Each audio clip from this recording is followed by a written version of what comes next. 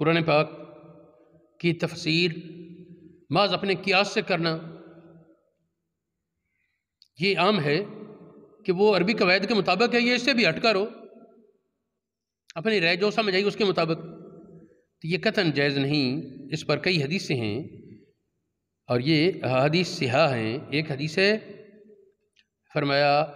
من قالا فی القرآن بغیر علم، جو قرآن پاک میں بغیر علم کے بات کرے یا علم کے غیر کے ساتھ بات کرے، علم کے خلاف، ایک علم ہی نہیں،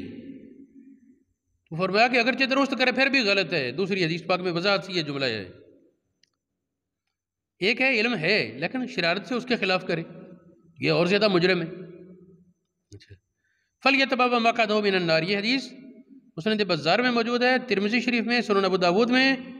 نسائی میں۔ امام ترمذی نے کہا اس کی سند حسن ہے۔ امام دارمی نے بھی یہ حدیث بیان کی، مصنف ابن ابی شیبہ میں بھی، شعب الایمان میں، امام احمد بن حنبل نے، اور بہت سی کتابوں میں یہ حدیث موجود ہے۔ امام ابو داود کی عبارت ہے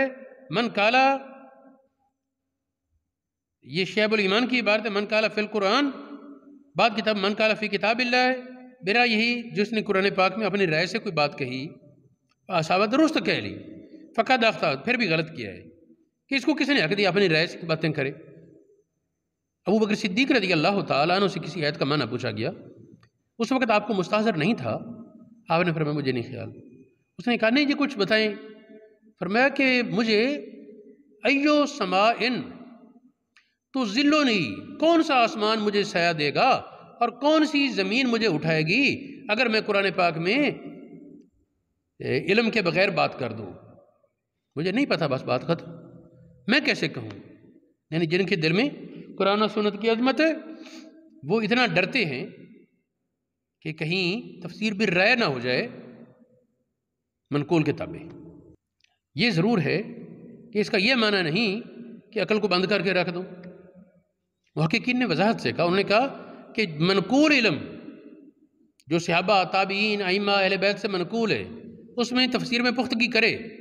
اس کے بعد اس سے پہلے اس نے صرف نحو، معنی، بیان، بدیع، علوم عربیت میں مہارت حاصل کی ہے۔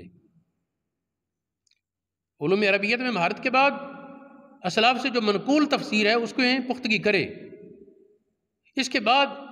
یہ منقول تفسیر کی کتابوں میں سب سے پہلی اور معتبر کتاب وہ ہے تفسیر طبری، اس کے بعد ابن کثیر، اس کے بعد الدر المنصور،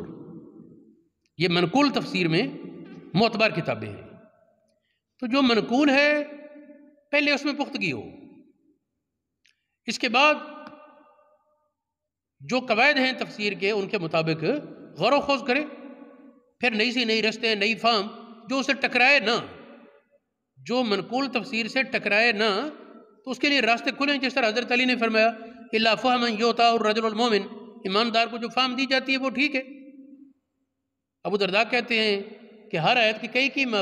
امکانات سمجھے تب وہ پورا فقیہ ہے۔ تو بات یہ ہے کہ یہ چیزیں بعد میں، پہلے علم عربیت میں پختگی، اس کے بعد علم منقول تفسیر میں پختگی، اس کے بعد پھر غور و خوض کرے، اور تو وہ رائے ممنوع نہیں، وہ احتمالات کریں گے، وہ منع نہیں۔ منع یہ ہے کہ جو قواعد عربی میں پختگی کے بغیر یا صحابہ کے منقول علم میں پختگی کے بغیر، صحابہ ائمہ سے منقول علم میں پختگی کے بغیر جو رائے بولے گا وہ گمراہی کا سبب اور ہدایت سے دوری کا سبب ہے۔